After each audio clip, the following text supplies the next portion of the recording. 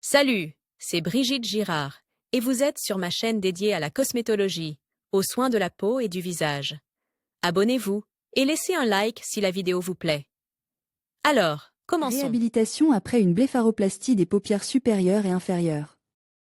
Immédiatement après l'intervention, un pansement spécial est appliqué sur les yeux, des compresses de gel réfrigéré sont appliquées sur les paupières pour soulager le gonflement. Environ 3 à 7 jours après la blépharoplastie supérieure ou inférieure, les sutures sont retirées. Les hématomes disparaissent généralement une semaine après la correction. Dans certains cas, pendant la période de réadaptation après la chirurgie plastique des paupières, on constate des crises de larmes qui peuvent durer 3 semaines et 2 à 3 mois. Dans les premiers jours suivant l'intervention, il est prescrit aux patients d'injecter un collyre et d'appliquer une crème antiseptique. Pendant la période de rééducation après une blépharoplastie supérieure et inférieure des yeux, il existe un certain nombre de restrictions. Dormir uniquement sur le dos, protéger les yeux de l'exposition au soleil. La rééducation après une blépharoplastie transconjonctivale est la plus facile, car cette correction est considérée comme douce et n'implique pas de sutures externes. Les cicatrices après une correction classique pâlissent rapidement et deviennent de couleur chair, ce qui les rend presque totalement invisibles.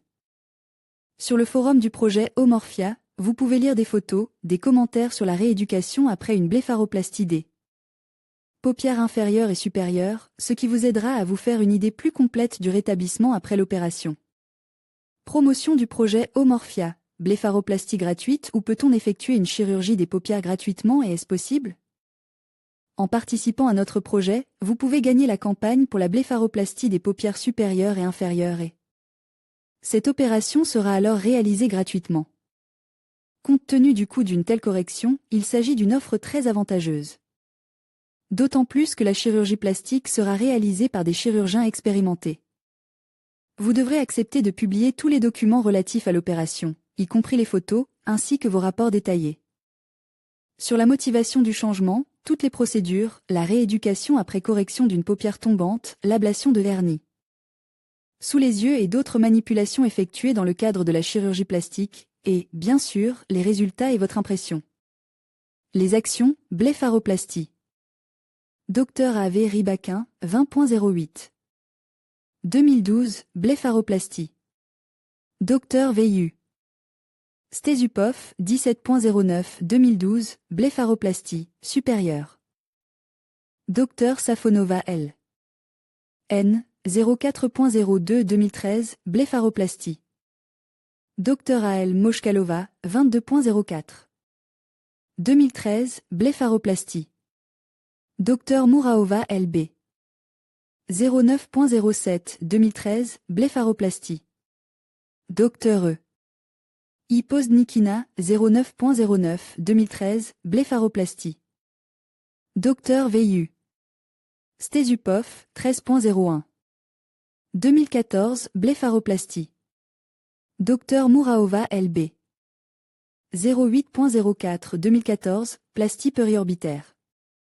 Dr Andrei Shefa. R. 05.05 2014, blépharoplastie. Dr I. Poznikina, 24.06. 2014, blépharoplastie. Dr V.V. Arbatov, 03.11 2014, blépharoplastie. Dr A. L. Mochkalova, 08.12 2014, blépharoplastie.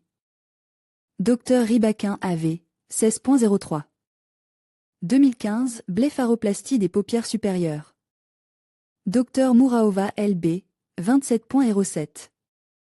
15, 27.07 2015, blépharoplastie. Dr E. I. Poznikina, 02.1115, 02.11. 2015, blépharoplastie. Dr Sergueï Sergueïevitch Dernovois, 15.0216, 15.02. 2016. 21.0316, 21.03 2016. 04.04. 16, 04.04 2016.